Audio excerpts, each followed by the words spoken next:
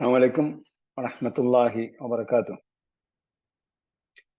الحمد لله السلام. ملء السماوات وملء الأرض وملء ما شاء من شيء بعد. الحمد لله الذي أنزل كتابا مباركا تبيانا وتفصيلا لكل شيء وهدى وبشرى للمسلمين. اللهم صل وسلم وبارك على نبينا محمد وعلى آله وصحبه أجمعين. أهلا وسهلا ومرحبا بكم إلى لقائنا الجديد من لقاءات فهم القرآن على أيسر الطريق. ونحن الآن في الدورة الأخيرة من دورات فهم القرآن على أيسر الطريق. ഖുർആൻ പഠനത്തിൽ എളുപ്പവഴിയുടെ അവസാന ഘട്ടത്തിലാണ് നാം ഉള്ളത്. അതിൽ ഒരു ക്ലാസ് കഴിഞ്ഞു, അടുത്ത ക്ലാസ്സിലാണ്. ഈ വരുന്ന ക്ലാസ്സുകളെല്ലാം വളരെ സുപ്രധാനമായ ക്ലാസ്സുകളാണ്. കാരണം നിങ്ങൾക്ക് വാട്സപ്പിൽ കിട്ടാത്ത പല സംഗതികളും വാട്സപ്പിൽ നമ്മൾ സിലബസ് അനുസരിച്ചിട്ടുള്ള ചട്ടക്കൂടിലാണ് നൽകിയിട്ടുള്ളത്. അത് സ്റ്റുഡൻസിനെ നമ്മൾ നേരിട്ട് കാണാതിരിക്കുന്നതിനാലും അവരുമായി നേരിട്ട് സംവദിക്കാൻ അവസരം കിട്ടാത്തതിനാലും അതൊരു നിർണിത സിലബസ് ആയിട്ടാണ് പോകുന്നത്.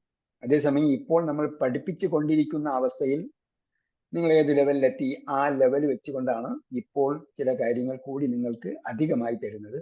അപ്പൊ അതുകൊണ്ട് ഈ വീഡിയോ രണ്ടാമത് കേൾക്കുന്നവർ എന്തായാലും സ്കിപ്പ് ചെയ്യാതെ ഫുള്ളായിട്ട് കേൾക്കണം.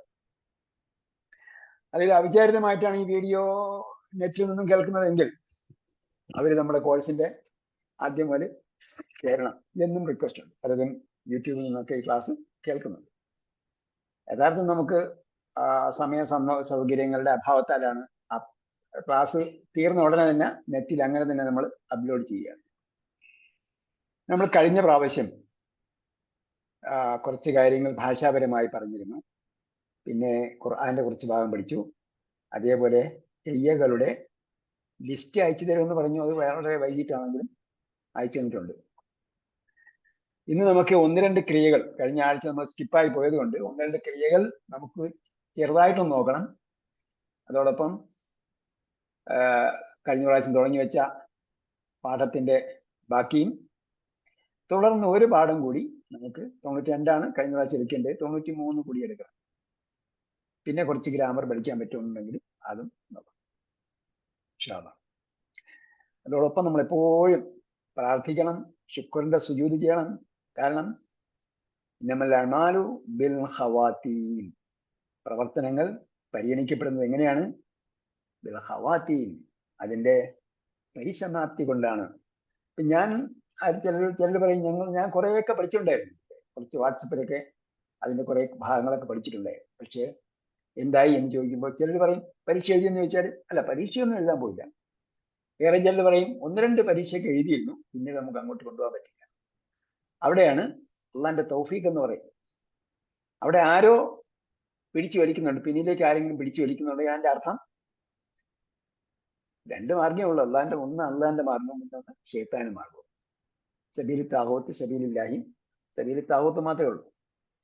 ഒന്നുകിൽ അള്ളാന്റെ മാർഗമായിരിക്കും, അല്ലെങ്കിൽ ദൈവേതര ശക്തികളുടെ മാർഗമായിരിക്കും.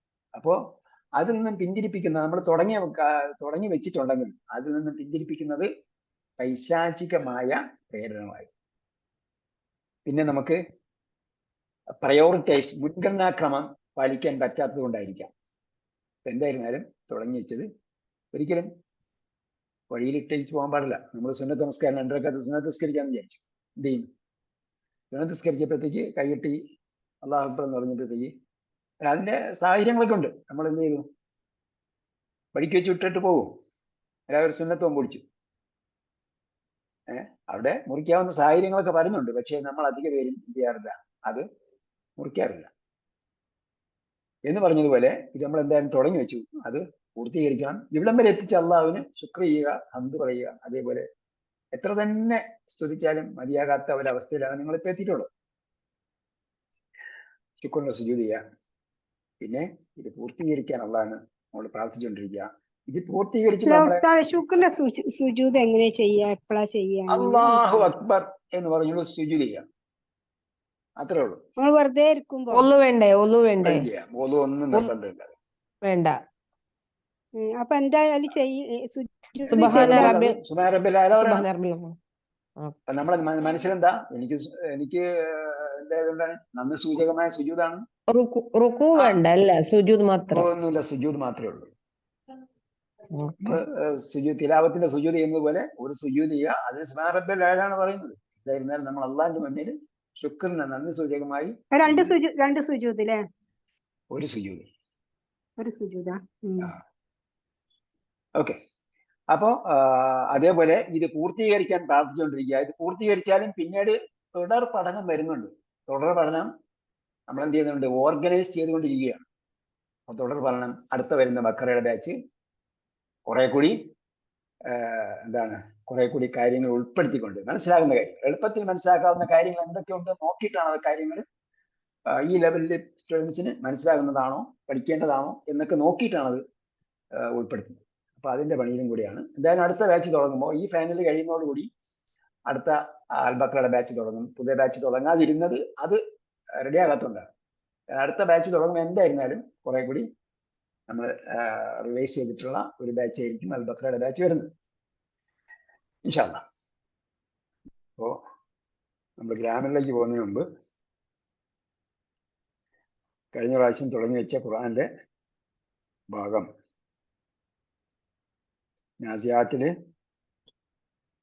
നാസിയാത്തോളം വരെ പഠിച്ചു നമ്മള്. ഞാൻ മുഴുവൻ കേട്ടില്ല, കേട്ടോത്തോളം എഴുതി, മുഴുവൻ കേൾക്കാത്തതിനോണ്ട് അറിയില്ല. മുഴുവൻ കേൾക്കണം. ആദ്യം ചെയ്യേണ്ടതെന്ന് പറഞ്ഞാൽ ആബ്സെന്റ് ആണെങ്കിൽ രണ്ടാമത് ഒരു പ്രാവശ്യം ഫുള്ളായിട്ട് കേൾക്കുക. ആബ്സെന്റ് ആണെങ്കിൽ ഒരു പ്രാവശ്യം ഫുള്ളായിട്ട് കേൾക്കുക, രണ്ടാമത്തെ പ്രാവശ്യം നോട്ട് എഴുതാവും. കാരണം നമ്മുടെ സാഹചര്യം എപ്പോഴും അങ്ങനെ ചെയ്യലുണ്ട്. പക്ഷെ ഇപ്രാവശ്യം ഞാൻ വേഗം എഴുതിയതാ, നേരമില്ലാത്തതിനോണ്ട്. അപ്പൊ എഴുതിക്കൊണ്ടിരുന്നാലും നേരെ ഇല്ലാന്ന് വിചാരിച്ചിട്ട് കാര്യമില്ല. അപ്പൊ നമ്മൾ നമസ്കരിക്കാൻ നിൽക്കുമ്പോൾ നേരെ ഇല്ലാന്ന് വിചാരിച്ച് വേഗം നമസ്കരിക്കില്ല. നമസ്കരിക്കാൻ നിൽക്കുന്നതിന് നമസ്കാരം ശരിയാണെങ്കിൽ ഞാൻ നമസ്കാരത്തിന്റെ മുമ്പുള്ള സുന്നത്ത് നമസ്കാരം, പിമ്പുള്ള സുന്നത്ത് നമസ്കാരവും നമസ്കാരത്തിലെ ഫർദായ കാര്യങ്ങൾ എല്ലാം കൂടി ചെയ്ത് വരുമ്പോഴത്തേക്ക് ഒരു 15-20 മിനിറ്റ് എടുക്കും എന്ന് നിയത്താക്കിയിട്ടാണ് നമ്മൾ തുടങ്ങിയത്. അപ്പൊ എന്താവും, ഒരു പ്രശ്നം ഉണ്ടാവില്ല. അതേസമയം ഇത് വേഗം തീരണം എന്ന് വിചാരിച്ചാൽ എവിടെ എത്തില്ല. അതേപോലെ നമ്മൾ വേഗം എഴുതി തീർക്കണം എന്ന് വിചാരിച്ചാൽ എവിടെ എത്തില്ല. ആദ്യം ഒന്ന് കേൾക്കുക, ക്ലാസ്സിലിരുന്ന് കേൾക്കുന്ന പോലെ ഒന്ന് കേൾക്കുക. രണ്ടാമത് ചെയ്യാം. കേൾക്കുമ്പോൾ നിങ്ങൾക്ക് വേണമെങ്കിൽ ടൈം എഴുതി വെക്കാം. ഇത്ര മണി വരെ ഞാൻ കേട്ടു, അത് മണിക്കൂർ മിനിറ്റേ കാണിക്കുന്നുണ്ട്.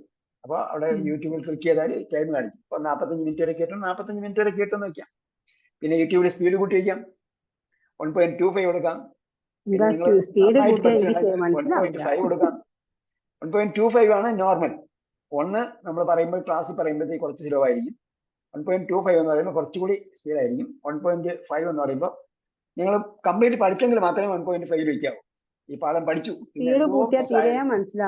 എന്തായത് മിസ്സായത് കേൾക്കാനുണ്ട് എങ്കിൽ മാത്രമേ 1.5 വയ്ക്കാവൂ. അത് എല്ലാവർക്കും എല്ലാം പറഞ്ഞത് സൗകര്യമുള്ളവർ അത് പറ്റുന്നവർ ചെയ്യുക എന്നാണ് ഞാൻ പറഞ്ഞത്.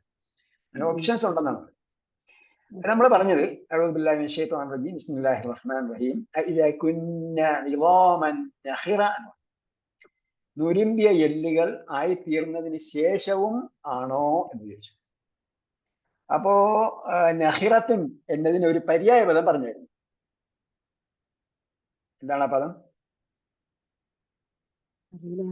സുഹൃത്ത് യാസീനിലുള്ള ഒരു വാക്ക് പറഞ്ഞായിരുന്നു. അത് തന്നെ ഇവിടെ സ്ക്രീനിലുണ്ട്. അത് നോക്കി പറഞ്ഞവർക്ക് അത്രയും ബുദ്ധിയുണ്ട്, നോക്കാതെ പറഞ്ഞവർക്ക് ഓർമ്മശക്തിയുണ്ട്. ഓക്കെ. ഹാഫിറത്തുൻ എന്ന് പറയുന്നത് ഹാഫിറത്തിന്റെ പര്യായ പദമാണ്. ഹാഫിറത്തിന് ഹുഫ്റത്തുൻ എന്നും പറയും. ഹാഫിറത്തിന് ഹുഫ്റത്തുൻ എന്നും പറയും. ഹാഫിറത്തിന് ബഹുവചനം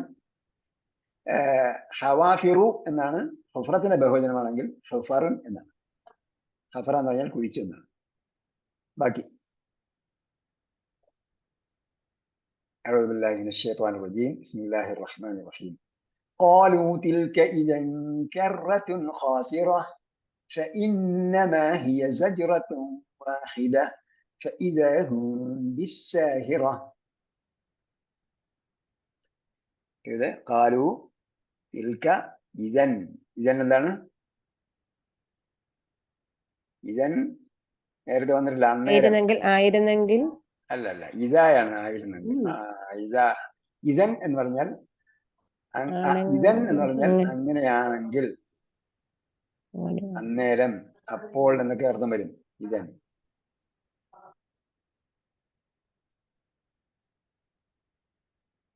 ഓക്കെ. കറത്തുൻ ഖാസിറത്തുൻ. ഖാസിറത്ത് എന്ന് പറഞ്ഞാല് ഏത് വാക്കാണത്? അതിന്റെ ഖസിറ മാദി എന്താണ്? സിറ ഖസിറ. ഖസിറ, ഖുസ്റാൻ മുബീൻ എന്നൊക്കെ പറഞ്ഞിട്ടുണ്ട്. ഖസിറയുടെ നേരത്തെ കഴിഞ്ഞ ക്ലാസ് പറഞ്ഞാണെന്ന് എനിക്ക് തോന്നുന്നു. ഖസിറ യഖ്സറു എന്നാണ് വരിക. സമി യസ്മഉ ബാബാണ്. ഖാസിറത്തുൻ നഷ്ടകരമായത്. അപ്പൊ ഇസ്മുൽ ഫാഇലാണ്, അഥവാ കർത്തൃ നാമമാണ്, കർത്താവിന്റെ സൂചിപ്പിക്കുന്ന നാമമാണ്. ഫാഇലിന്റെ രൂപം. അതിന്റെ സ്ത്രീലിംഗമാണ് ഖാസിറത്തുൻ. ഇന്നമാഹിയ, അപ്പോ എന്താണ്? ഖാലു തിൽക ഇദൻ കറത്തുൻ ഖാസിറ, അങ്ങനെ ഞങ്ങൾ കുഴിയിലേക്ക് മടങ്ങി നുരുമ്പി എല്ലായിപ്പോയതിനു ശേഷവും വീണ്ടും മടക്കുകയാണെങ്കിൽ അത് വലിയ നഷ്ടമായിരിക്കുമല്ലോ എന്നാ പറയുന്നത്. അല്ലാതെ അവരുടെ ഒരു ഖേദം പ്രകടിപ്പിക്കാൻ വേണ്ടി അല്ലാതെ പരിഹാസദ്യോതകമായ പ്രയോഗമാണ്. അത് പരിഹാസമാണെന്ന് തൊട്ട് മുമ്പുള്ള ആയത്തുനിന്നാണ് മനസ്സിലാകുന്നത്. ഞങ്ങൾ കുഴിയിലേക്ക് പോയതിനു ശേഷവും പിന്നെ വീണ്ടും മടക്കുമെന്നാണോ? ഇന്നാല മർദൂദൂന ഫിൽ ഹാഫിറ ഐദാ കുന്ന ഇളാമൻ നഖിറ എന്നൊക്കെ ചോദിച്ചിട്ടാണ് പറയുന്നത്. ഇദൻ കറത്തുൻ ഖാസിറ, ഇത് പിന്നെ അത് ഭയങ്കര നഷ്ടമായിരിക്കുമല്ലോ എന്ന് പരിഹാസദ്യോതകമായ പ്രയോഗം, വാക്കാണ് അവർ പറയുന്നത്. കറത്തുൻ പറഞ്ഞു. കറത്ത് എന്ന് പറഞ്ഞാല് മടക്കം അല്ലെങ്കിൽ തിരിച്ചുപോക്ക് എന്നൊക്കെയുള്ള അർത്ഥമാണ്. റജഅത്തുൻ എന്ന് പറയുന്നത് പോലെയാണ്. റജഅത്തുൻ മടക്കം. കറത്തുൻ എന്ന താഴെയുള്ള വാക്കായതുകൊണ്ട് എന്ത് ചെയ്തു? റജഅത്തുൻ എന്ന താഴെയുള്ള വാക്കാണ് കൊടുത്തിരിക്കുന്നത് പര്യായപദമായിട്ട്. അപ്പൊ അതൊരു അങ്ങനെ ഒരു ആണെങ്കിൽ അതൊരു നഷ്ടകരമായ പര്യായതാണ്. റജഅത്തുൻ.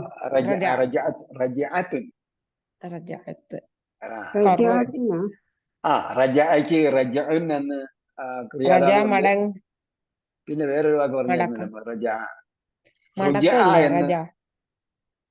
അതെ, റജ മടങ്ങി, കറത്തുൻ മടക്കം, തിരിച്ചുപോക്ക്. മടങ്ങലും തിരിച്ചുപോക്കും ഒരുപോലെ അല്ലേ? മടങ്ങുക എന്ന് പറഞ്ഞാൽ, റജ എന്ന് പറഞ്ഞാൽ പേപ്പർ മടക്കിയുള്ള മടക്കമല്ല, തിരിച്ചു വരിക.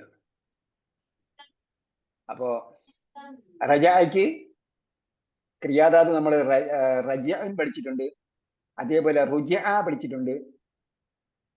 ഇപ്പൊ മൂന്നാമത്തെ വാക്കാ പഠിച്ചത്, റജഅത്തുൻ. 3 ക്രിയാദാതുണ്ട് അല്ലേ? നമ്മള് ഫേമസ് ആയിട്ടുള്ള വാക്കാണ് പഠിക്കുന്നത്. അല്ലല്ല, ഈ പറഞ്ഞത് റജായുടെ ക്രിയാധാതുക്കൾ 3 രൂപത്തിൽ വരാം എന്നാണ് പറഞ്ഞത്. കറത്തിന്റെ പര്യായപദമാണ് റജഅത്തുൻ. അപ്പൊ റജഅത്തുൻ, കറത്തുൻ താഴെയുള്ള പദമായതുകൊണ്ട് അതിന് റജഅത്തുൻ എന്ന താഴെയുള്ള പദം കൊണ്ടാണ് പര്യായം പറയേണ്ടത്. അപ്പോ റജായ്ക്ക് നമ്മൾ മുമ്പ് പഠിച്ചത്, പട്ടികയിൽ പഠിച്ചത് റജഉൻ എന്നാണ്. റുജൂഉൻ പഠിച്ചിട്ടുണ്ട്, റജഉൻ, റുജൂഉൻ, പിന്നെ റുജഅ പഠിച്ചു.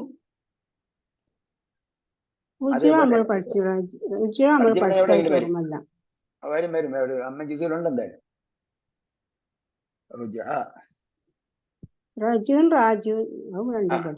റാജു അല്ല, റജഉൻ, റുജൂഉൻ എന്തായാലും പഠിച്ചു. റുജഅ ഉണ്ട്. فإنما هي زجرة واحدة. സജ്റത്ത് എന്ന് പറഞ്ഞാൽ അട്ടഹാസം, ഘോര ശബ്ദം. നമ്മളെ കണ്ണിന് അല്ല കേൾവിക്ക് ഇമ്പം നൽകുന്ന ശബ്ദമല്ല, അരോചകമായ ഘോരമായ ശബ്ദത്തിനാണ് സജ്റത്ത് എന്ന് പറയുന്നത്. സൈഹത്തുൻ അളീമത്തിൻ വഹിയ അന്നഫ്ഖത്തു സാനിയ ലിൽ ബഅസ്. അപ്പൊ ഇവിടെ പറഞ്ഞിരിക്കുന്നത്, അതിന്റെ ഖുർആൻ വ്യാഖ്യാതാക്കൾ പറഞ്ഞിരിക്കുന്ന അർത്ഥമാണ് ഇവിടെ കൊടുത്തിരിക്കുന്നത്. സജ്റത്തുൻ എന്ന് പറഞ്ഞാൽ എന്താ അർത്ഥം കൊടുത്തിരിക്കുന്നത്? സൈഹത്തുൻ അളീമത്തിൻ, അത് ഭയങ്കരമായ ഒരു അട്ടഹാസമാണ്. വഹിയ അന്നഫ്ഖത്തു, ഊതലാണ്. അസാനിയത്തു, രണ്ടാമത്തെ ഊതൽ. ലിൽ ബഅസ്, പുനരുദ്ധാനത്തിന് വേണ്ടിയുള്ള. ആദ്യത്തെ ഊതൽ കഴിഞ്ഞതിന് ശേഷം, ആദ്യത്തെ ഊതലിൽ ഖിയാമത്ത്, ലോകം അവസാനമായിരിക്കും. രണ്ടാമത്തെ ഊതൽ പുനരുദ്ധാനത്തിന് വേണ്ടി. ആ പുനരുദ്ധാനത്തിന് വേണ്ടിയുള്ള ഊതലാണ്. ഇന്നമാഹിയ സജ്റത്തുൻ വാഹിദത്ത്. അവര് ചോദിച്ചില്ല, നിങ്ങൾ മടക്കുമോ എന്ന് ചോദിച്ചല്ലോ. നിങ്ങളെ കുഴിയിൽ പോയതിനു ശേഷം മടക്കൽ എപ്പോഴാണ് നടക്കുന്നത്? രണ്ടാമത്തെ ഊത്തി കഴിഞ്ഞതിന് ശേഷമാണ് മടക്കൽ നടക്കുന്നത്. സൂറത്തുൽ അലക്കിലാണ്. അപ്പൊ നിങ്ങൾ പഠിച്ചില്ല എന്ന് പറഞ്ഞാല്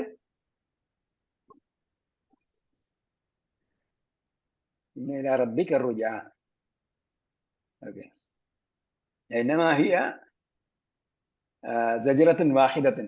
അപ്പോ ഇവിടെ എന്താണ്, ഇവിടെ ഒരു എന്ന് പറയുന്നത് എണ്ണം പറയാനുള്ളതല്ല, മറിച്ച് എന്താണ്, അതൊറ്റ ശബ്ദമായിരിക്കും എന്ന് പറഞ്ഞ പോലെയാണ്. എണ്ണം പറയാനുള്ളതല്ല, മറിച്ച് എന്താണ്, അത് ഒറ്റ ശബ്ദമായിരിക്കും. ഞാൻ അവനൊരൊറ്റ അടിവെട്ടെന്ന് പറയുമല്ലോ, അതിന്റെ തീവ്രത പറയാൻ വേണ്ടിയുള്ളതാണ് സജ്റത്തും വാഹിദത്തും. ഒരൊറ്റ ശബ്ദം കേൾക്കും. ഫൈദാഹും ബിസാഹിറ. സാഹിറത്ത് എന്ന് പറഞ്ഞാൽ മൈതാനി. ഫൈദാഹും, അപ്പോഴതാ അവർ. ഇതാ പറയുന്ന സന്ദർഭത്തിന് വേണ്ടിയാണ്. ഫൈദാഹും എന്ന് പറഞ്ഞാൽ അപ്പോഴതാ അവർ. ബിസാഹിറ, സാഹിറത്തിന് തുറന്ന മൈതാനം. സാഹിറത്തിന് തുറന്ന മൈതാനത്തിലായിരിക്കും. അപ്പോഴേക്കും എന്താ, രണ്ടാമത്തെ ഊത്ത് കഴിയുന്നതോടുകൂടി എല്ലാവരും ഒരുമിച്ച് കൂടി കഴിഞ്ഞിരിക്കുന്നു.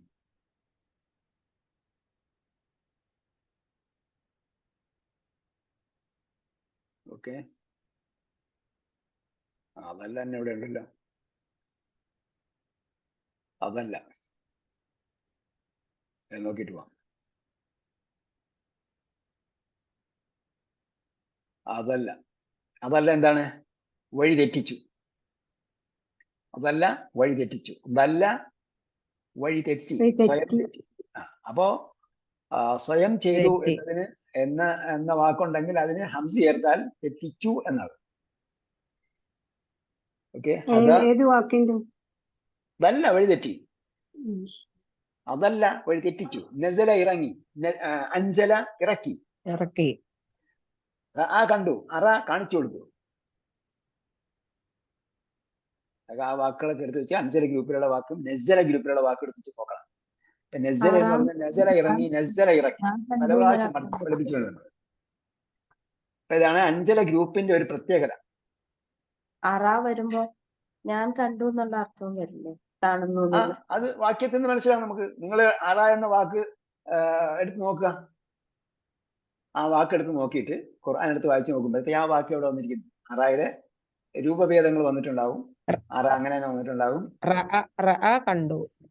അത് വാക്യത്തിൽ നിന്ന് മനസ്സിലാവും. അതായത് നമ്മൾ ഒബ്ജക്റ്റ് ഉള്ളതും ഒബ്ജക്റ്റ് ഇല്ലാത്തതുമായ സെന്റൻസ് നമുക്ക് മനസ്സിലാകും. അള്ളാഹ് പറഞ്ഞിരിക്കുന്നു, വലത്തത് യസ്സർനൽ ഖുർആൻ, നാം ഖുർആനെ എളുപ്പമായിരിക്കും. നമ്മൾ ഇപ്പൊ തന്നെ ചിന്തിച്ചിട്ട് എന്ത് ചെയ്യണ്ട, തലമുണ്ടാക്കണ്ട.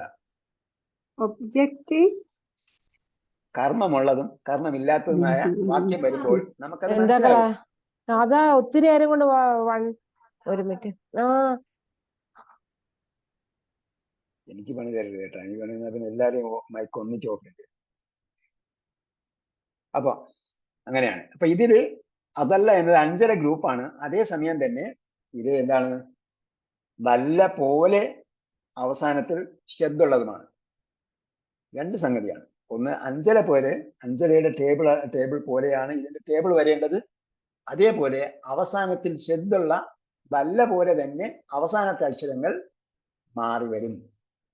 വല്ല വല്ലു, വലൽത്ത വലൽത്തും എന്ന് പറഞ്ഞതുപോലെ തന്നെ അതല്ല അതല്ലു, അതുലൽത്ത അതുലൽത്തും, അതുലൽത്തു അതുലൽന. പിന്നെ യുദില്ലു യുദില്ലൂന, തുദില്ലു തുദില്ലൂന, ഉദില്ലു നുദില്ലു. അവിടെ കാര്യമായ വ്യത്യാസം വരുന്നില്ല. അപൂർണ ക്രിയയിലേക്ക് മാറുന്നെന്ന് മാത്രമേ ഉള്ളൂ. ശബ്ദം അങ്ങനെ തന്നെ ഉണ്ടാകുന്നു. പിന്നീട് പൂന വരുന്നെന്ന് മാത്രമേ ഉള്ളൂ. കൽപ്പനക്രിയ വരുമ്പോൾ നിങ്ങൾക്ക് തന്നിരിക്കുന്നത് അതില്ല അതില്ലു എന്നായിരിക്കും അല്ലെ? ടേബിളിൽ എന്താ ഉള്ളത് നോക്കിയാ?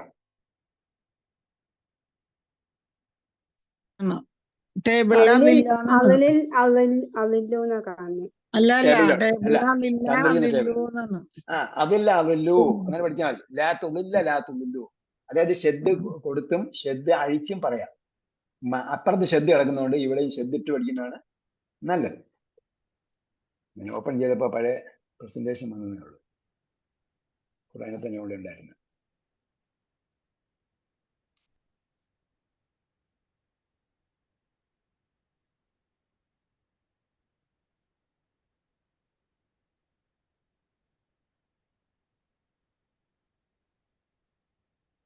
ഇപ്പൊ ശരിയായി. അതില്ലു. ഇപ്പൊ ശരിയായി. അതില്ല അതില്ലു ലാ തുമില്ല ലാ തുമില്ലു. അപ്പോ എന്താണ് അഹിബ അഹിബു നമ്മൾ നേരത്തെ പഠിച്ചിട്ടുണ്ടാവുന്നുണ്ട്. അതേപോലെയാണ്. ഇപ്പൊ ഉം. ഫൈനലിൽ വരുമ്പോൾ ഇതേപോലെ ക്രിയകൾ പ്രത്യേകതയുള്ള ക്രിയകളാണ് ഫൈനലിൽ കൊടുത്തിരിക്കുന്നത്. അപ്പൊ അത് ശ്രദ്ധിച്ച് പഠിക്കണം. പിന്നെ കർത്താവ് മൊബില്ലുൻ, കർമ്മം മുതല്ലുൻ, ക്രിയാധാതു ഇബ്ലാലുൻ, ഇൻസാലും പോലെ തന്നെ ഇബ്ലാലുൻ ഇബ്ലാലുൻ.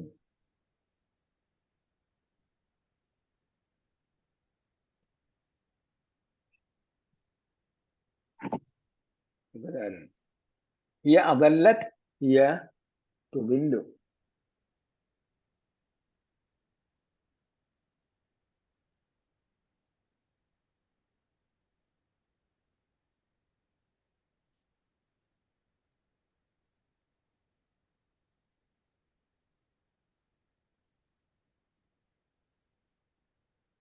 ഹലോ, മറ്റേ ഫോൺ അവിടെ ഇരിപ്പുണ്ടോ നോക്കിയാ?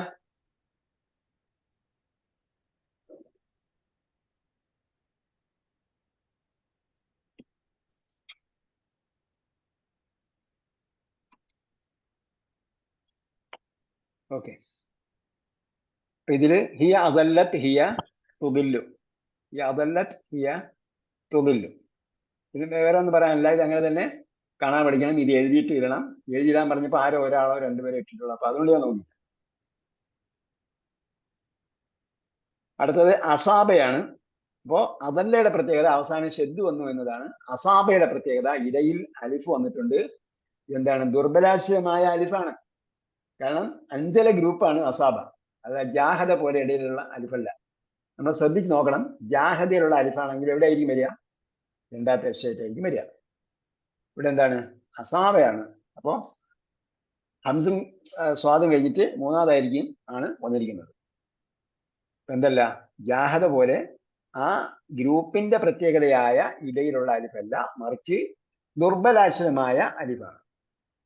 അപ്പൊ ദുർബലാക്ഷരമായ അലിഫാകുമ്പോൾ എന്ത് ചെയ്യണം? ഇടയിൽ ഇടയ്ക്ക് വെച്ച് പോകും. അതാണ് അസാബ, അസാബു, അസബത്ത. അപ്പോ ഇടയിൽ അലിഫ് വരുന്നത് കാല, കാലു, കുൽത്ത എന്ന് പറഞ്ഞതുപോലെ വരും. പക്ഷെ ഇവിടെ ലമ്മല്ലെന്ന് മാത്രമേ ഉള്ളൂ. കാരണം എന്താണ്? ഫത്ഹ മാറേണ്ട കാരണമൊന്നുമില്ല. ഇവിടെ എന്താണ്? കാല യക്കൂലുമാണ്. അപ്പൊ ഇവിടെ എന്ത്? ഇവിടെ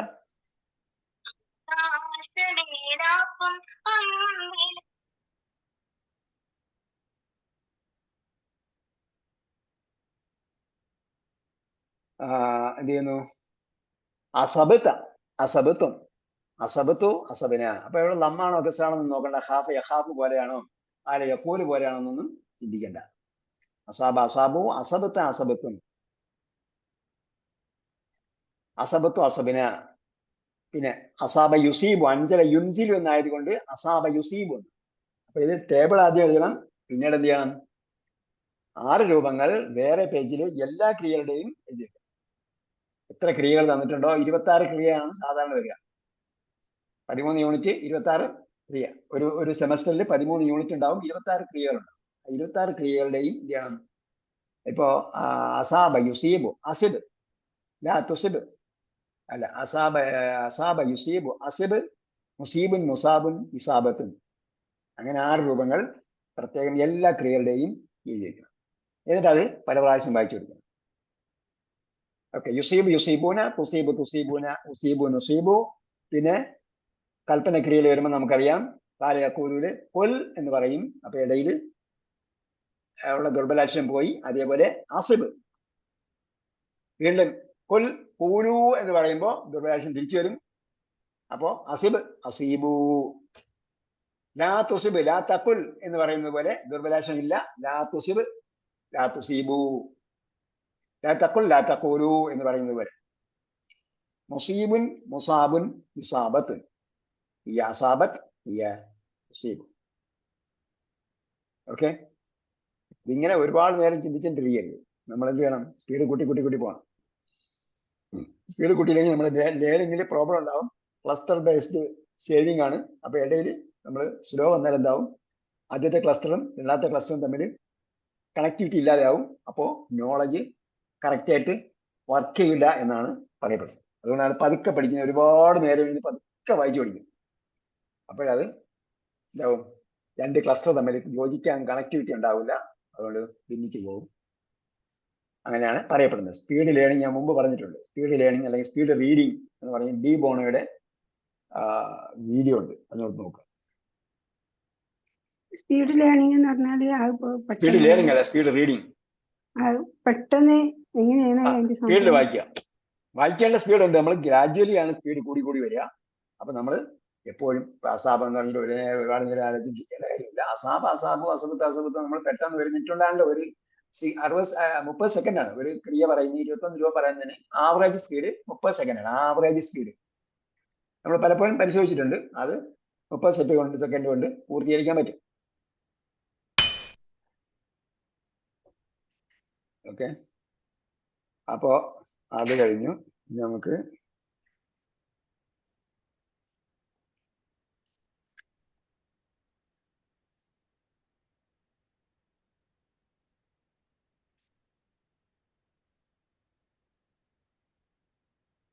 തൊണ്ണൂറ്റി മൂന്നാമത്തെ യൂണിറ്റ്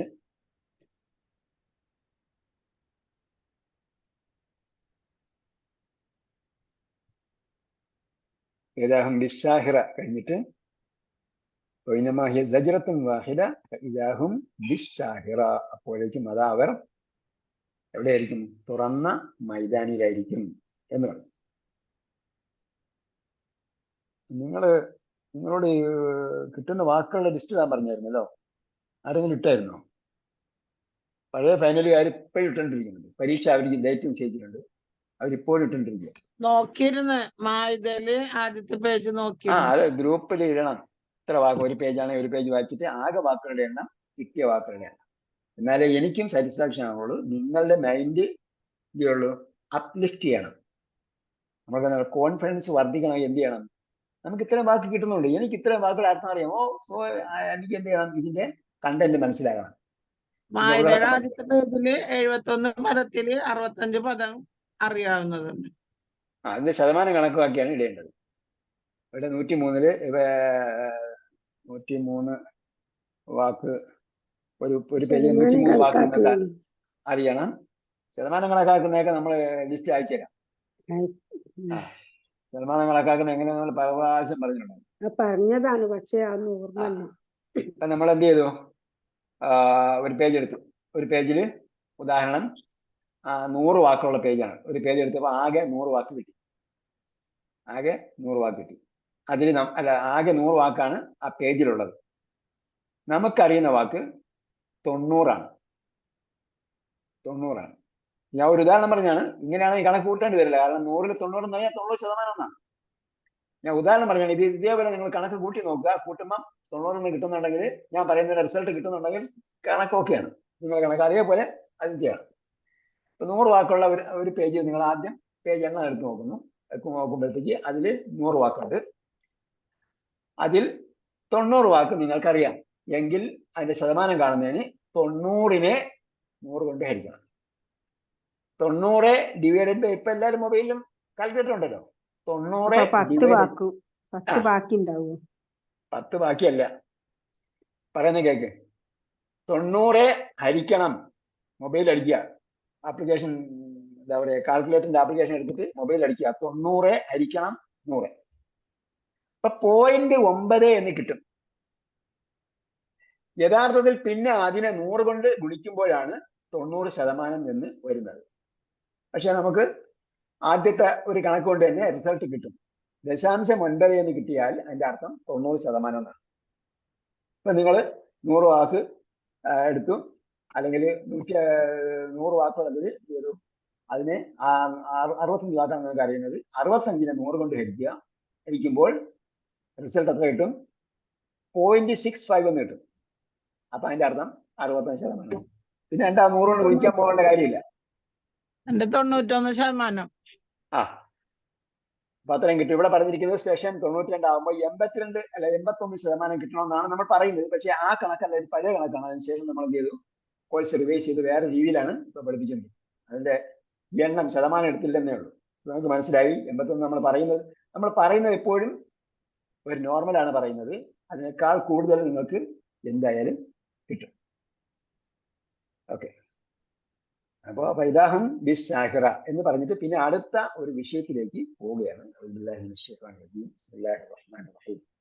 هل أتاك حديث موسى إذ ناداه ربه بالوادي المقدس طوى اذهب إلى فرعون إنه طغى فقل هل لك إلى أن تزكى وأهديك إلى ربك فتخشى فأراه الآية الكبرى فكذب وعصى ثم أدبر يسعى.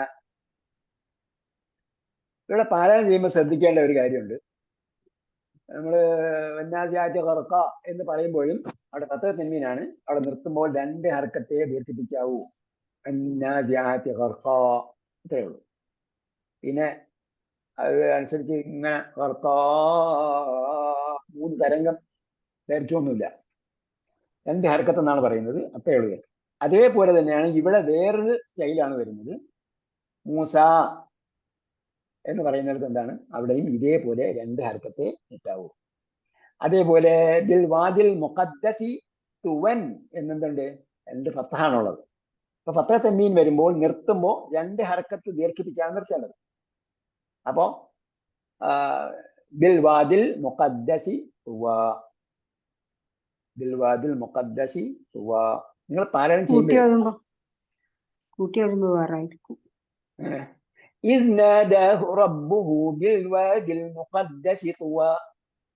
കൂട്ടി ഓതുമ്പോൾ ഇത് കൂടെ ചേർത്ത് ഓതുമ്പോഴാണോ? അത് നമുക്ക് തജ്വീദ് ക്ലാസ്സിൽ പഠിക്കാം. അത് വേറെ നിയമം വരും അവിടെ. ഫത്ഹ തൻവീന് ശേഷം അല്ലെങ്കിൽ തൻവീന് ശേഷം ചേർത്ത് ഓതുന്ന അലിഫ് വരുമ്പോൾ എന്ത് ചെയ്യണം? പറഞ്ഞു തന്നിട്ടുണ്ട് ഞാൻ, നീ ചേർക്കണം. പക്ഷെ ഞാൻ ഇപ്പൊ അത് പറയാത്ത എന്തുകൊണ്ടാണെന്ന് ചോദിച്ചാൽ, നമ്മളെല്ലാ ആയത്തിനെയും അവസാനം നിർത്തി ഓതി ശീലിക്കുക. കാരണം അത് കേൾക്കുന്നവർക്ക്, നിങ്ങൾ ആശയം മനസ്സിലാക്കിയാണ് ഓതുന്നത്, കേൾക്കുന്നവർക്ക് മനസ്സിലാക്കണം. നമ്മൾ ഓതുന്ന ഇപ്പൊ ഉദാഹരണം നിങ്ങൾ ഇതുവരെ ഓദിച്ചോളൂ എങ്ങനെയായി? ഈ ഷീയും തുവായും കൂടെ ഒരുമിച്ചായിരിക്കും പലരും ഓതുക, അല്ലെ? അപ്പൊ നമ്മൾ കേൾക്കുന്ന ആൾക്ക് തുവ എന്നൊരു വാക്കാണെന്ന് മനസ്സിലായോ? ഇല്ല. അപ്പൊ അവിടെ ചെറിയ ഒരു ബ്രേക്ക് ഉണ്ട്. എന്ന് പറഞ്ഞാൽ മുഖദ്ദസി കഴിഞ്ഞിട്ട് കുറെ കഴിഞ്ഞിട്ടല്ല തുവ പറയാം. പക്ഷെ കേൾക്കുന്ന ആൾക്ക് അത് മനസ്സിലാവും. നിങ്ങൾ ആശയം മനസ്സിലാക്കിയാണ് ഓതുന്നത് എന്ന് കേൾക്കുന്ന ആൾക്ക് മനസ്സിലാവും. കേൾക്കുന്ന ആൾക്ക് അതിന്റെ ആശയവും മനസ്സിലാവും. നിങ്ങൾ ആശയം മനസ്സിലാക്കിയാണ് ഓതുന്നതെന്നും അവർക്ക് മനസ്സിലാകും. അതേപോലെ കേൾക്കുന്ന ആൾക്ക് ആശയവും മനസ്സിലാകും. ഇത് ഹബീല ഫിറഔന ഇന്നഹു ത്വഗ. അവിടെ എന്താണ്? 2 ഹർക്കത്തേ ഉള്ളൂ. ഇതിൽ വന്നിരിക്കുന്ന എല്ലാ ആയത്തുകളും അവസാനം 2 ഹർക്കത്തെ നീട്ടാവൂ. ഒരുപാടൊന്നും കിട്ടാൻ പാടില്ല. ഇനി ഹൽ അതാക ഹദീസ് മൂസ, അത് നമ്മൾ കംപ്ലീറ്റ് പഠിച്ചു കഴിഞ്ഞതാണ്. എന്തായിരുന്നു അർത്ഥം? നിനക്ക് വന്നെത്തിയോ ഹദീസിന്റെ? അല്ല, മൂസയുടെ വാർത്ത നിനക്ക് വന്നെത്തിയോ? മൂസ അലൈഹി ഇസ്ലാമിന്റെ വാർത്ത നിനക്ക് വന്നെത്തിയോ, നിനക്ക് കിട്ടിയിട്ടില്ലയോ, നിനക്ക് കിട്ടിയോ, നിനക്ക് ലഭിച്ചോ എന്നൊക്കെയുള്ള അർത്ഥമാണ്.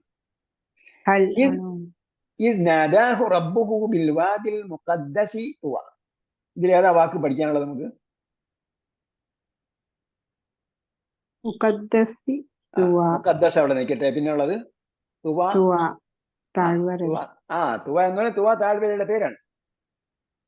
മൂസാ നബി അലൈഹി സ്വലാമയെ അള്ളാഹ് വിളിച്ച താഴ്വരയുടെ പേരാണ് തുവ, അല്ലെങ്കിൽ തൂര് സീനൈൻ എന്നും പറയും. പിന്നെ ഇദ്ഹബ് ഇലാ ഫിർഔന ഇന്നഹു ത്വഗ, അത് പൂർണ്ണമായും നമ്മൾ പഠിച്ചതാണ്. വേറൊരാൾ പറയാർത്ഥം? ഫിർഔന്റെ അടുത്തേക്ക് പോക, തീർച്ചയായും അവൻ അതിര് കവിഞ്ഞിരിക്കുന്നു. അതിര് കവിഞ്ഞിരിക്കുന്നു. വെള്ളം ടാങ്കിൽ നിറഞ്ഞു കവിഞ്ഞതുപോലെ കവിഞ്ഞിരിക്കുകയാണ്. ത്വഗ എന്ന് പറഞ്ഞാല് ഞാൻ മുമ്പ് പറഞ്ഞു തന്നിട്ടുണ്ട്, മനുഷ്യന്റെ പരിധി വിട്ട് കിടക്കുന്നതിനാണ് ത്വഗ എന്ന വാക്ക് ഖുർആനിൽ ഉപയോഗിച്ചിരിക്കുന്നത്. പിന്നെ അതിന്റെ ഭാഷാർത്ഥം മനസ്സിലാക്കാൻ വേണ്ടി ചെയ്തിട്ടുണ്ട്, വെള്ളം അതിര് കവിയുന്നതും പറഞ്ഞു തന്നിട്ടുണ്ട്. ഇപ്പൊ നൂഹ് നബി അലൈഹി സ്വലാമയുടെ കാലത്ത് വെള്ളം അധികരിച്ചപ്പോൾ എന്താ പറഞ്ഞത്? എന്നല്ല പറഞ്ഞു. വെള്ളം കുറെ അധികം ഉണ്ടായി എന്നല്ല പറഞ്ഞു. വെള്ളം നമ്മൾ ഇവിടെ മഴ പെയ്യുന്നത് പോലെ ഇപ്പോഴും നമ്മൾ കോരിച്ചൊരിയുന്ന മഴയെന്ന് പറയും. പേമാരിയല്ല കേട്ടോ, മാരിക്ക് ഒരിക്കലും പേയില്ല. അതേപോലെ കാലവർഷവുമല്ല, വർഷകാലം എന്ന് നമുക്ക് പറയാം. കാലന്റെ വർഷമല്ല, മാരിക്ക് പേ ഇളകിയതുമല്ല, മറിച്ച് എന്താണ്? അള്ളാഹ് നമുക്കറിയാം അള്ളാഹിന്റെ കാര്യങ്ങളെല്ലാം എന്താണ് കൃത്യമായിട്ട് അളന്ന് മുറിച്ചിട്ടാണ് തന്നിരിക്കുന്നത്. ഇപ്പൊ വെള്ളം ഞാൻ മുമ്പ് ഏതൊരു ക്ലാസ് പറഞ്ഞിട്ടുണ്ട്. വെള്ളം മഴ വർഷിപ്പിക്കുമ്പോൾ അള്ളാഹ് എന്ത് ചെയ്തിരിക്കുന്നു? വെള്ളത്തെ കൃത്യമായിട്ട് തന്നിരിക്കുന്നു, അളന്ന് തന്നിരിക്കുന്നു എന്നാണ് പറയുന്നത്.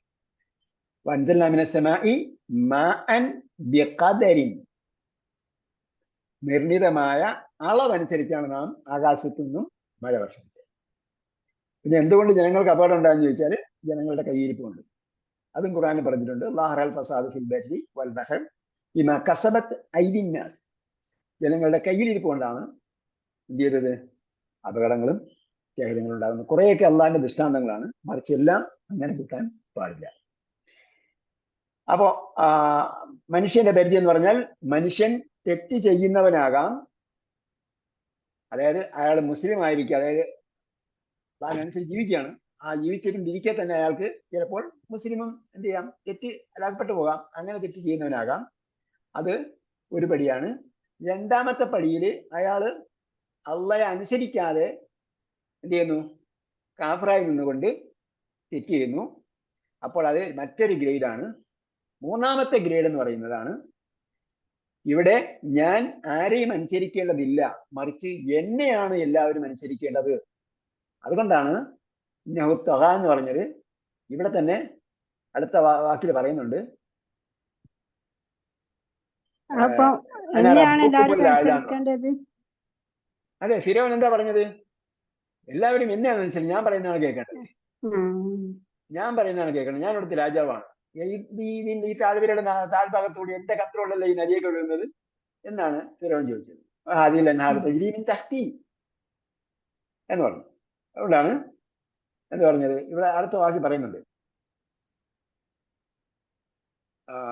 എന്താ പറഞ്ഞത്? അന റബ്ബുക്കുമുൽ അഅ്ല, ഞാൻ നിങ്ങളുടെ രക്ഷിതാവാണ് എന്ന് പറഞ്ഞാൽ എന്താ അർത്ഥം? ഞാൻ പറയുന്ന പോലെയാണ് നിങ്ങൾ ജീവിക്കേണ്ടത് എന്നാണ്. അവിടെയാണ് ത്വഹ എന്ന വാക്ക് വരുന്നത്. അതിന്റെ മൂർത്തിമൽ ഭാവമാണ് ത്വാഗൂത്ത് എന്ന് പറയുന്നത്. ത്വഹയുടെ ആധിക്യമാണ് ത്വാഗൂത്ത്. ഓക്കെ, ജസ്റ്റ് അങ്ങനെ മനസ്സിലാക്കിയിരുന്ന മതി. സംഭവം അങ്ങനെ ഉണ്ട്. ഫഖുൽ ഹല്ലക ഇലാ അൻ തസക്ക. ഇവിടെ എന്താ പഠിക്കാനുള്ളത്? പുതിയ വാക്കുവല്ലോ ഉണ്ടോ? വേറൊരാള്, മൂന്നാമത്തെ ആൾ അർത്ഥം പറയും.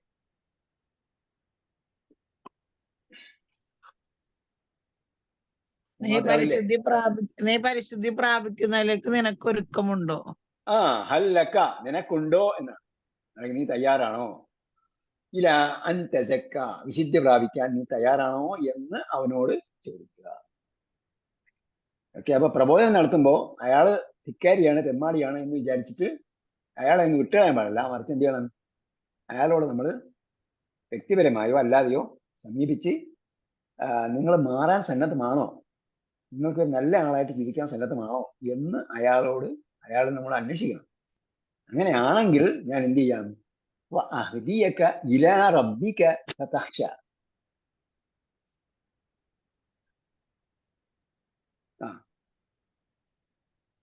അപ്പൊ എന്താ? ഹദായുടെ കർമ്മമുള്ള രൂപമാണ് വന്നത്. ഹദായ്ക്ക് കർമ്മമുള്ള രൂപം, ഹദായ്ക്ക് കർമ്മമുണ്ട്. അതേസമയം ഇവിടെ ഹദായുടെ അഞ്ചല ഗ്രൂപ്പാണ് വന്നിരിക്കുന്നത്. അപ്പൊ എന്ത് ചെയ്തു? യുഹ്ദി, കർമ്മമുള്ള രൂപം. കർമ്മമുള്ള രൂപം. ഹദായ്ക്ക് കർമ്മമുണ്ട്. അതേസമയം ഇവിടെ കർമ്മമുള്ള മറ്റൊരു രൂപമാണ് ഉപയോഗിച്ചിരുന്നത്. ഹദ എന്ന് പറയുന്നത് നേർവഴി കാണിച്ചു എന്നാണ്. ഇതിന അസിറാത്ത എന്ന് പറയുമ്പോൾ അവിടെ കർമ്മമുണ്ട്. ഇതിന ഞങ്ങൾക്ക് കാണിച്ചു തരുന്നേ, അപ്പൊ കർമ്മമുണ്ട് അവിടെ.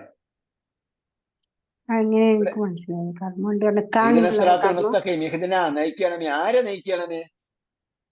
അത് സെന്റൻസ് കേൾക്കുമ്പോൾ നമ്മൾ ചോദിക്കണം, ആരെ എന്തിനെ എന്ന് ചോദിക്കണം. സെന്റൻസ് കിട്ടി, ഒരു സെന്റൻസ് വായിക്കുമ്പോൾ നമ്മൾ ആരെ എന്തിന്, അങ്ങനെ ഒരു ചോദ്യം പ്രസക്തമാണോ? തറബത്തു സൈദൻ എന്ന് സെന്റൻസ് പറഞ്ഞു.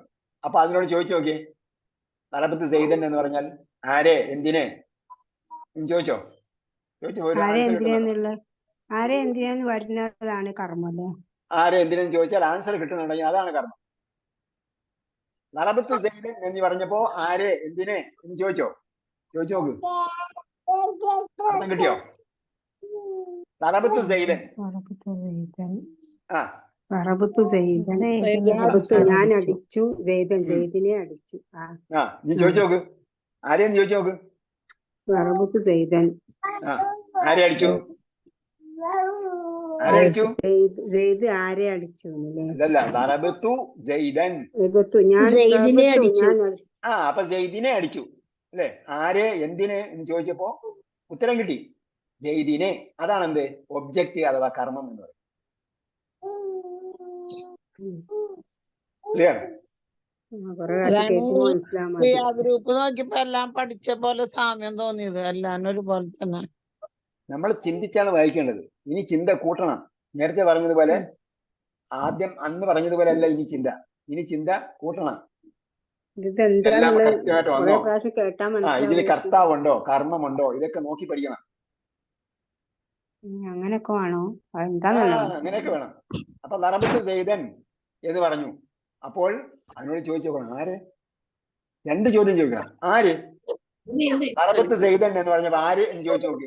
എന്താ ഉത്തരം കിട്ടുക? ദറബത്തു സൈദൻ. ആര്? ഹൂ? ഞാൻ. അപ്പൊ എന്തായി? ഞാൻ. അപ്പൊ കർത്താവാണ്. അതാണ് കർത്താവ്. ആരടിച്ചത്? ഞാൻ അടിച്ചു. ഞാനാണ് കർത്താവ്. ജയ്ദൻ. അപ്പോ ആരെ എന്ന് ചോദിച്ചപ്പോ എന്തായി? ജയ്ദിനെ. അതാണ് കർമ്മം. അങ്ങനെ അപ്പൊ ഞാൻ മനസ്സിലായി. ഇപ്പഴാ മനസ്സിലായി. കുറച്ചൊന്നും മനസ്സിലായി. പറയാണ് നമ്മള് ലറബ ജയ്ദുൻ അംറൻ എന്ന് പറഞ്ഞു. ലറബ ജയ്ദുൻ അംറൻ. ആര്? ആരെ? ലറബ അടിച്ചു സെയ്ദ് അമ്രനെ അടിച്ചു. അമ്രൻ. ആ അപ്പൊ ആര്? ആരടിച്ചു? സെയ്ദ് അടിച്ചു. അപ്പൊ സെയ്ദ് എന്താണ്? കർത്താവ്. ആരെ അടിച്ചു? ആരെ? അമ്രനെ. അമ്രനെ അടിച്ചു. അപ്പൊ അമ്ര എന്താണ്? കർമ്മം. ഒബ്ജക്റ്റ്. അമ്ര പറഞ്ഞ ഒരാളെ പേരാണല്ലേ? അമ്ര എന്നൊരാൾ. കൽപ്പന എന്നുള്ളതല്ല. അത് വേറെ. അത് ഹംസ്. ഇവിടെ ഐന് അമ്ര. നമ്മ കമ്മ്യൂണിക്കേറ്റ് അറബിക്ക് വന്നിട്ടുണ്ട് അമ്രനൊക്കെ. എനിവേ, അപ്പോ അഹദിയക്ക, ഹദ നേർവഴി കാണിച്ചു. അഹദി എന്ന് പറയുമ്പോൾ അഹദ എന്ന് പറഞ്ഞാലും നേർവഴി കാണിച്ചു എന്നാണ്. അഹദ നേർവഴി കാണിച്ചു. അഹദയുടെ അപൂർണക്രിയയാണ് യുഹദി. അഹദയുടെ അപൂർണക്രിയയാണ്. ഹദായും അഹദായും അർത്ഥത്തിന് വ്യത്യാസമുണ്ട്. അർത്ഥത്തിൽ വ്യത്യാസമില്ല. രണ്ടുപേരെ അർത്ഥമാണ്. അപ്പൊ അക്ഷരം കൂടുമ്പോൾ അർത്ഥത്തിന്റെ ഡെപ്ത് വർദ്ധിക്കും, ഇന്റൻസിറ്റി വർദ്ധിക്കും എന്ന് മുമ്പ് പറഞ്ഞിട്ടുണ്ട് അല്ലേ? ഒരേ അർത്ഥമുള്ള രണ്ട് വാക്ക് വന്നാൽ അതിൽ ഏതിലാണ് അക്ഷരം കൂടുതലുള്ളത് അതിന് എന്തായിരിക്കും?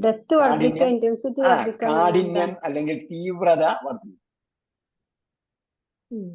അതൊക്കെ അറബി പഠിക്കുമ്പോഴത്തെ അറബി ഫാന്റാസ്റ്റിക് ലാംഗ്വേജ് ആണ്. ഓക്കെ. അറാഹുൽ ആയത്തൽ അല്ല, അതല്ല. അഹദിയക ഇലാ റബ്ബിക ഫതഖ്ശ. അഹദിയക, അഹദി എന്ന് പറഞ്ഞാൽ ഞാൻ വഴി കാണിക്കും. അഹദ വഴി കാണിച്ചു. അഹദ വഴി കാണിച്ചു. യുഹദി വഴി കാണിക്കും. അതാണ് അഹദിയക, ഞാൻ നിന്നെ. സോറി, അഹദ അല്ല, ഇവിടെ ഹദ തന്നെയാണ്. യുഹദി വരുമ്പോൾ ലമ്മല്ലേ വരേണ്ടത്? ലമ്മാണല്ല, അഹദ തന്നെ അല്ല, ഹദ തന്നെയാണ് ഇവിടെ. ഹദ യഹദി. ഹദ എന്താണ്? നേർവഴി കാണിച്ചു. അഹദി ഞാൻ നേർവഴി കാണിക്കും. നിന്നെ ഞാൻ നേർവഴി കാണിക്കും. ആരെ?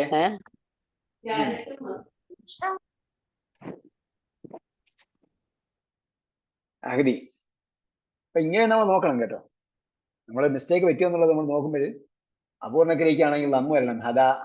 അതിപ്പോ മനസ്സിലായില്ല. അഹദിയക്ക എന്ന് പറഞ്ഞ ഹദായാണ്.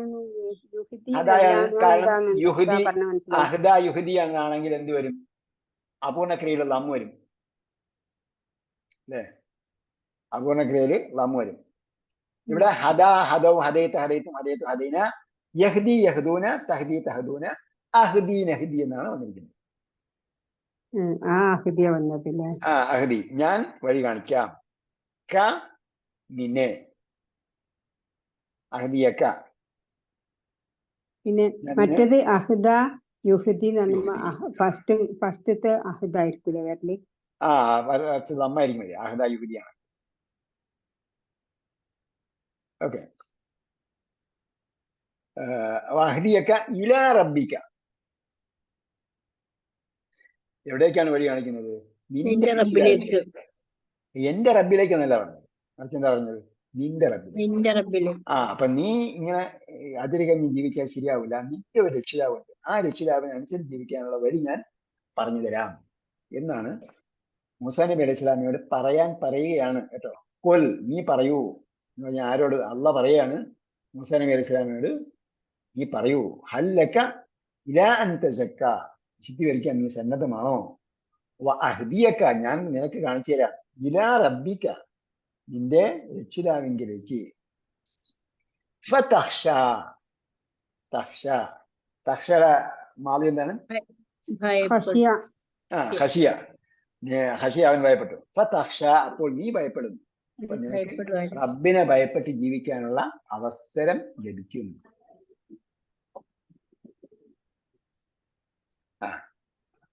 അറാഹു തദക്കറ ഗ്രൂപ്പാണോ ഇത്?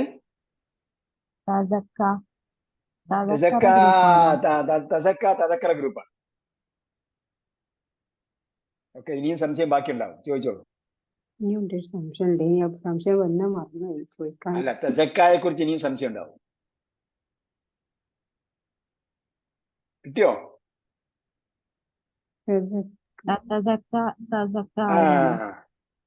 ഇവിടെ തത്തസക്ക എന്നാണ് വരുന്നത്.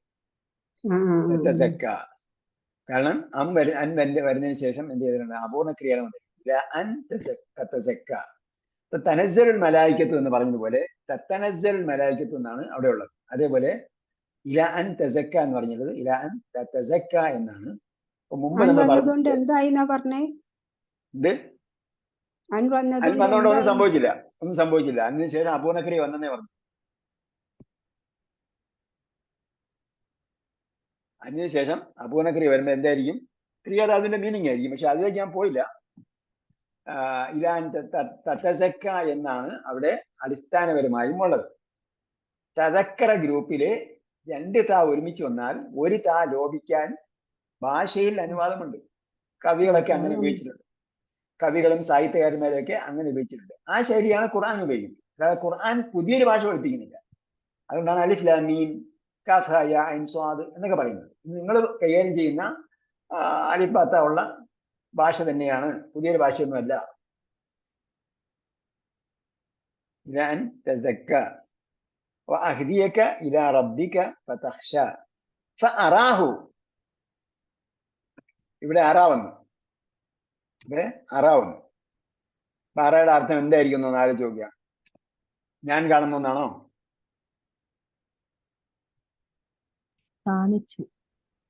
കാരണം എന്താണ്? അവിടെ ഒബ്ജക്റ്റ് വന്നിട്ടുണ്ട്.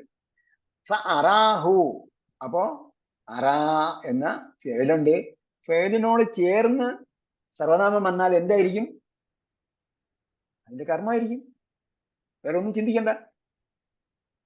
ക്രിയയോട് ചേർന്ന് സർവനാമം വന്നാൽ ഖലഖഹു പോലെ ക്രിയയോട് ചേർന്ന് സർവനാമം വന്നാൽ അതെന്തായിരിക്കും?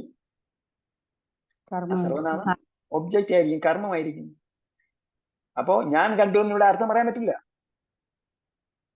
ഇതാണ് അറബി ഭാഷയുടെ പ്രത്യേകത എന്ന് പറയുന്നത്. ഒരേ രൂപത്തിലുള്ള വാക്കുകൾ ഉണ്ടാകും. അപ്പൊ ഒരേ രൂപത്തിലുള്ള വാക്കുകൾ ഒരേപോലെ ഉപയോഗിക്കാമെങ്കിൽ പുതിയൊരു വാക്ക് എന്തിനു കണ്ടുപിടിക്കുന്നു എന്നാണ് അവർ ചോദിക്കുന്നത്. സംശയത്തിനുള്ള ഇല്ലല്ലോ. സംശയത്തിനുള്ള ഇല്ലെങ്കിൽ അങ്ങനെ തന്നെ ഉപയോഗിക്കാം. ആ രീതിയിലാണ് ഇവിടെയും വന്നിരിക്കുന്നത്. അറാഹു. അങ്ങനെ അറാ എന്ന് പറഞ്ഞാൽ അവൻ കാണിച്ചു. ഹു, അവന്. അപ്പോ 2 അവൻ വന്നിട്ടുണ്ട്. ആദ്യത്തെ അവൻ ആരായിരിക്കും? രണ്ടാമത്തെ അവൻ ആരായിരിക്കും? അറാഹു എന്ന് പറയുമ്പോൾ അദ്ദേഹം കാണിച്ചു കൊടുത്തു. അവൻ കാണിച്ചു എന്ന് പറഞ്ഞാൽ അദ്ദേഹം കാണിച്ചു. മൂസ അലൈഹി സ്വലാം കാണിച്ചു കൊടുത്തു. ഹു, അവന്. അതാരാണ്? ഫിറൗൻ ഫിറൗന് കാണിച്ചു കൊടുത്തു. അപ്പോ മൂസ അലൈഹി സ്വലാം ഫിറൗന് കാണിച്ചു കൊടുത്തു. എന്ത് കാണിച്ചു കൊടുത്തു? അപ്പൊ അതിന്റെ അകത്ത് അടങ്ങിയിരിക്കുന്നത് മൂസ അലൈഹിസ്സലാം. അതെ അതെ, മൂസ എന്നല്ല, അറ എന്ന് പറഞ്ഞാൽ അവൻ കാണിച്ചു. അതിനകത്തുള്ള ഹുവ നേരത്തെ പറഞ്ഞ മൂസയെ സൂചിപ്പിക്കുന്നതാണ്. ഹൂ എന്ന് പറഞ്ഞാൽ ഫിറൗനും അല്ലേ? ഹു എന്ന് പറഞ്ഞാൽ തൊട്ട് മുമ്പ് പറഞ്ഞ ഫിറൗനെ സൂചിപ്പിക്കുന്നതാണ്. ഫിറൗന എന്ന് പറഞ്ഞാൽ അപ്പൊ തൊട്ട് മുമ്പ് പറഞ്ഞ ഇതൊക്കെ എന്താണ്? ഇതിൽ നമ്മൾ ഒരുപാട് ചിന്തിക്കാനില്ല. അതായത് നമ്മൾ ചിന്തിച്ചു നോക്കുക. അതായത് ഖുർആൻ വായിക്കുമ്പോൾ നമ്മൾ എന്ത് ചെയ്യാണ്? നമുക്കൊരു വിശ്വാസപരമായ ഒരു കാര്യമുണ്ട് അല്ലെ? മൂസാ നബി അലൈഹി സ്വലാമയെ അള്ളാഹ് ഫിറൗന്റെ അടുക്കിലേക്ക് വിട്ടു. അപ്പൊ ആയത്തുൽ കുബ്ര ആരായിരിക്കും കാണിച്ചു കൊടുക്കുന്നത്? ഫിറൗൻ ആയിരിക്കും കാണിച്ചു കൊടുക്കുന്നത്, അല്ല മൂസാ നബി ആയിരിക്കും കാണിച്ചു കൊടുക്കുന്നത്? മൂസാ നബി ആയിരിക്കും ആയത്തുൽ കുബ്ര കാണിച്ചു കൊടുക്കുന്നത് അല്ലെ? കാരണം എന്താണ്? വലിയ ദൃഷ്ടാന്തം, അടയാളം കാണിച്ചു കൊടുക്കുന്നത് മൂസാ നബി അലൈഹി സ്വലാം, അല്ല ഫിറൗൻ ഇങ്ങോട്ട് കാണിച്ചു കൊടുക്കുകയല്ല. ഫിറൗൻ ഇങ്ങോട്ട് കാണിച്ചു കൊടുക്കാൻ കഴിയില്ലല്ലോ. അത് വേറെ കാര്യം. പക്ഷെ ഫിറൗൻ എന്തെങ്കിലും കസരത്ത് കാണിക്കുന്നില്ല. അറാഹുൽ ആയത്തുൽ കുബ്ര. അപ്പൊ നമുക്കറിയാം മൂസാ നബി അലൈഹി സ്വലാം ഫിറൗന്റെ അടുക്കൽ ചെന്ന് പറഞ്ഞപ്പോ കുറെ കാര്യങ്ങളൊക്കെ തിരിച്ചടിച്ചു. അതിന് സൂറത്തുൽ ഖസസും അറാഫ്, ത്വാഹ പോലുള്ള അധ്യായങ്ങളൊക്കെ വായിച്ചു നോക്കുമ്പോൾ നമുക്ക് മനസ്സിലാക്കാൻ പറ്റും എന്തൊക്കെയാണ് മൂസാ നബി അലൈഹി സ്വലാമിനോട് ഫിറൗൻ പറഞ്ഞത്. ഇവിടെ എന്ത് ചെയ്യാണ്? സംഗ്രഹമാണ് പറയുന്നത്. ഇതിനെ വിശ്വസിക്കാൻ പറ്റില്ല എന്നാണ് ഫിറൗൻ പറഞ്ഞതിന്റെ അർത്ഥം. രത്നച്ചുരുക്കം, ഫിറൗന്റെ പ്രതികരണം രത്നച്ചുരുക്കം എന്തായിരുന്നു? നീ പറയുന്നത് വിശ്വസിക്കാൻ പറ്റില്ല എന്നാണ്.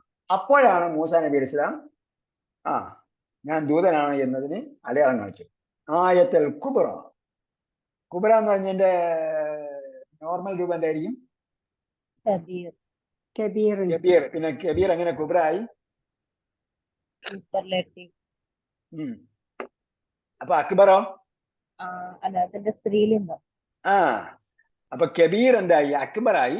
അക്ബർ ആയത്ത് സ്ത്രീലിംഗം ആയതുകൊണ്ട് എങ്ങനെയുള്ള അടയാളമാണ് അത്? കുബ്ര ആയതാണ്. അപ്പൊ എന്താണ്? അക്ബർ എന്നതിന് പകരം ആയത്ത് സ്ത്രീലിംഗമായതുകൊണ്ട് കുബ്ര എന്ന സ്ത്രീലിംഗം പാദം ഉപയോഗിച്ചു.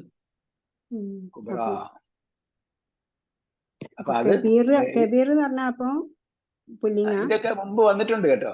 ഇതൊക്കെ മുമ്പ് വന്നിട്ടുണ്ട്. ഒരു ഓർമ്മ. അതുകൊണ്ടാണ് ഇവിടെ വിശദീകരിക്കുന്നത്. അതായത് കുബ്ര എഴുതി വെക്കണം നമ്മൾ. അപ്പൊ കബീർ, അക്ബർ, പിന്നെന്താണ്? കുബ്ര. അങ്ങനെ എഴുതണല്ലേ? കബീർ മുകളിൽ എഴുതണം, മുകളിൽ ഹെഡിങ് കൊടുക്കണം. കബീർ എന്താണ്? സാധാരണ പദം. അക്ബർ ശ്രേഷ്ഠ പദം. കുബ്ര അതിന്റെ സ്ത്രീലിംഗം. ശ്രേഷ്ഠ പദം. കബീർ വലുത്, അക്ബർ ഏറ്റവും വലുത്, അല്ലെങ്കിൽ ഏറ്റവും ചേർത്ത് എഴുതുക. കുബ്ര അതിന്റെ സ്ത്രീലിംഗ പദം. അതിന്റെ സ്ത്രീലിംഗം. വേറെ ഒരെണ്ണം കൂടി ഇല്ലേ? രണ്ടെണ്ണത്തിനായിട്ട് ഇട്ട് വെക്കും. അല്ലെ പിന്നെ അതിന്റെ വലുതെടുക്കണം. ജോഷിൽ ആരോടാ സംസാരിക്കുന്നത്? ഓക്കെ. അപ്പോ മൂസാ നബി അലൈഹി സ്വലാം അടയാളം കാണിച്ചു. നമുക്കറിയാം അടയാളം ഇവിടെ എന്താണെന്ന് പറഞ്ഞിട്ടില്ല. നമുക്കറിയാം പ്രകാശിക്കുന്ന കൈയും അതേപോലെ പാമ്പാകുന്ന വടിയുമൊക്കെ കാണിച്ചു.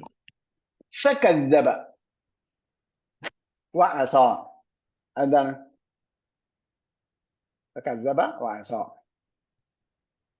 എന്താർത്ഥം? ധിക്കരിക്കുകയും ചെയ്തു. അപ്പൊ ഇവിടെ ആരാണ് നമുക്ക് എങ്ങനെ മനസ്സിലാവും? ഫിറൗനാണെന്ന് മനസ്സിലാവും. കാരണം മൂസാ നബി അലൈഹി സ്വലാം ധിക്കരിക്കുന്ന കാര്യം പറയേണ്ട കാര്യമില്ലല്ലോ. കളവാക്കുകയും ധിക്കരിക്കുകയും ചെയ്ത് ഫിറൗനാണ്. അത് പാരഗ്രാഫിന്റെ ഘടനയിൽ നിന്ന് മനസ്സിലാകുന്നത് കൊണ്ട് പ്രത്യേകിച്ച് പറയേണ്ട കാര്യമില്ല. ഫിറൗനെ കളവാക്കിയതും ധിക്കരിച്ചതും. സുമ്മ അദ്ബറ. അദ്ബറ, യെസ്. അദ്ബറ എന്താണ്? അദ്ബറ എന്ന് പറഞ്ഞാല് പഠിച്ചില്ലല്ലോ. പിന്നിലേക്ക് പോയി. അദ്ബറ പിന്നിലേക്ക് പോയി. അതിന്റെ ഓപ്പോസിറ്റ് ആണ് അക്ബര. ഇവിടെ എഴുതിയിട്ടുണ്ട്. അദ്ബറയുടെ ഓപ്പോസിറ്റ് ആണ് അക്ബര. അക്ബര എന്ന് പറഞ്ഞാൽ മുന്നിലേക്ക് പോയി. ഇവിടെ എഴുതിയിട്ടുണ്ട്. ഇവിടെ എഴുതിയിട്ടുണ്ട്. ഡിസ്പ്ലേയിലുണ്ട്. അതെ, ഇവിടെ കാണും. നിങ്ങള് സെറ്റപ്പ് എന്താണെന്ന് എനിക്കറിയില്ല. എന്തായാലും ആ സ്ക്രീനിൽ ഇവിടെ കാണിച്ചിട്ടുണ്ട്. അക്ബര, അദ്ബറ. ഓക്കെ. അഞ്ചല ഗ്രൂപ്പാണ് അത് രണ്ടും. അഞ്ചര ഗ്രൂപ്പ് അഞ്ചര ഗ്രൂപ്പ്. അക്ബല യുക്ബലു അദ്ബറ യുദ്ബിറു. സുമ്മ അദ്ബറ, പിന്നീട് അവൻ പിന്തിരിഞ്ഞു പോയി. പണിയെടുക്കുന്നു, അധ്വാനിക്കുന്നു, അല്ലെ? അധ്വാനിക്കുന്നവനായിക്കൊണ്ട് എന്നാണ്. അപ്പോൾ ഇവിടെ അധ്വാനിച്ചു, പ്രയത്നിച്ചു. പ്രയത്നിക്കുന്നു, അധ്വാനിക്കുന്നു. അധ്വാനിക്കുന്നവനായ നിലയിൽ അവൻ പിന്നിലേക്ക് പോയി എന്ന് പറഞ്ഞാൽ അവരെന്തോ ആലോചിച്ചുറച്ചിട്ട് ആസൂത്രണം ചെയ്തുകൊണ്ട് പിന്തിരിഞ്ഞു. അവിടെ മൂസാ നബി അലൈഹി സ്വലാമയെ അഭിമുഖീകരിക്കാൻ നിന്നില്ല. എന്നിട്ട് എന്ത് ചെയ്തു? ആസൂത്രണം ചെയ്തു. ആസൂത്രണം എന്താണെന്നുള്ളത് അടുത്ത പ്രാവശ്യം നോക്കണം. ഓക്കെ, നമ്മൾ പ്യുവർ ഗ്രാമറിലേക്ക് പോയില്ല, വാക്യഘടനയിലേക്ക് പോയില്ല. മറ്റെന്താണ്? സർഫാണ് പഠിച്ചത്. അതല്ലയുടെ പട്ടിക ആർക്ക് പറയാം?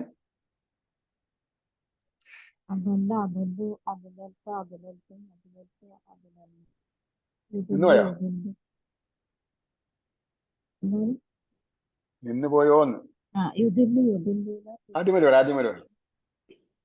അതല്ല അതല്ല് അതിലൽത്ത് അതിലൽത്തും അതിലൽത്ത് അതിലല്ല യുദില്ല് യുദില്ലൂന തുദില്ല് തുദില്ലൂന ഉദില്ല് നുദില്ല് അതില്ല അതില്ലു ലാ തുദില്ല ലാ തുദില്ലു മുദില്ലുൻ മുദല്ലുൻ ഇദ്ലാല് ഹിയ അതല്ലത് ഹിയ തുദില്ലു.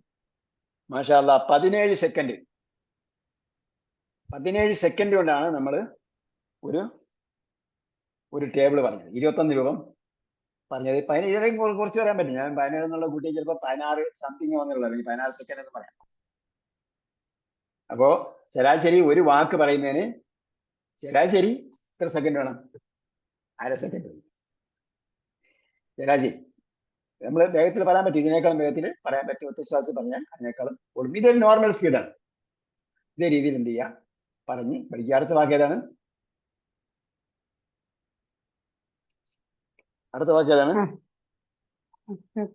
അസാബ.